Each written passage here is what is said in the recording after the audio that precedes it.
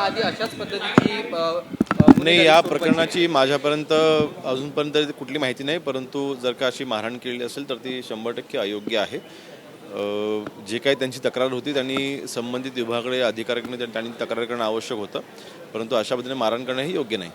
पण त्यांची पार्श्वभूमीशी अशा पद्धतीची राहिलेली आहे. याच्या आधी सुद्धा ते त्यांची पार्श्वभूमी काय आहे हे आता मला वाटतं ते इरिलेव्हंट आहे आता, परंतु आत्ता जर का त्यांनी अशा पद्धतीने जर का मारहाण केलेली असेल तर 100% त्यांना समज हे पक्षाच्याकडनं देण्यात येईलच.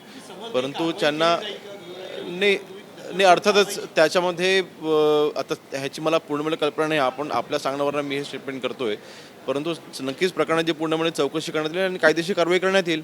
याचा परिणाम म्हणजे डॉक्टरांनी संप केलेला आहे. त्यांना काय आवाहन कराल, कारण का रुग्णसेवा कुठेतरी ठप्प होते नाही, त्यामुळे? नक्कीच अशा पद्धतीने मारहाण करणं हे चुकीचं आहे आणि त्यांच्यावरती योग्य ती कारवाईही करण्यात येईल.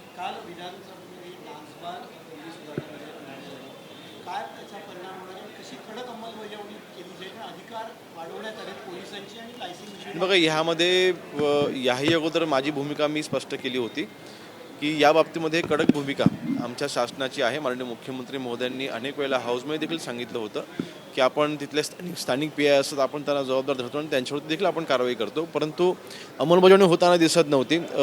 राजरोसपणे या गोष्टी चालू होत्या, त्यामुळे त्याच्यावरती बंधनं आणण्याकरिता हा कायदा नक्कीच उपयोगी पडेल. आणि ह्यामध्ये महाराष्ट्रामध्ये कुठल्याही ग्रामीण भागामध्ये किंवा शहरी भागामध्ये अशा गोष्टी चालणार नाहीत. ह्याकरता हा कायदा नक्कीच उपयोगी होईल.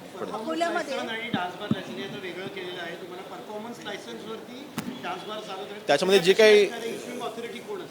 जे काही लूपहोल्स होते त्या लूपहोल्सवरती या विधेयकाच्या माध्यमातून आपण काम केलेलं आहे आणि त्याच्यावरती बंधनं घालण्याचा आपण प्रयत्न केलेला आहे. अकोल्यामध्ये खुलेआम गुटखा विक्री केली जात आहे. लोकशाही मराठीनं स्टिंग ऑपरेशन नुकताच केलेलं होतं. तुकाराम मुंढे यांची अजूनही प्रतिक्रिया यावर आलेली नाही, पण तुम्ही कशी कारवाई? नाही, यामध्ये ज्यावेळेस मी या विभागाचा राज्यमंत्री म्हणून मी कारभार स्वीकारला होता त्यावेळेस मी सूचना दिल्या होत्या. त्यानंतर देखील मी सूचना अनेक वेळेला केलेल्या आहेत की आपल्या लगतच्या ज्या राज्यांमध्ये गुटख्यावरती बंदी नाही आहे आणि तिकडनं बॉर्डरवरून हा गुटखा जो आपल्याला अनधिकृतपणे आणला जातो त्या ठिकाणी FDA चा विभाग असेल आणि गृह विभाग असेल अशा सगळं दोन्ही विभागांनी संयुक्त कारवाई करणं आवश्यक आहे. हे इंटेलिजन्स मिळवणं आवश्यक आहे आणि त्याच्यावरती कारवाई करणं आवश्यक आहे. तर त्या दृष्टीने वेळोवेळी आम्ही आढावा घेत असतो, परंतु नक्कीच ह्याच्यामध्ये अजून जास्त काम करणं अपेक्षित आहे आणि नक्कीच जे आयुक्त आहेत त्यांना देखील आम्ही सूचना केलेल्या आहेत.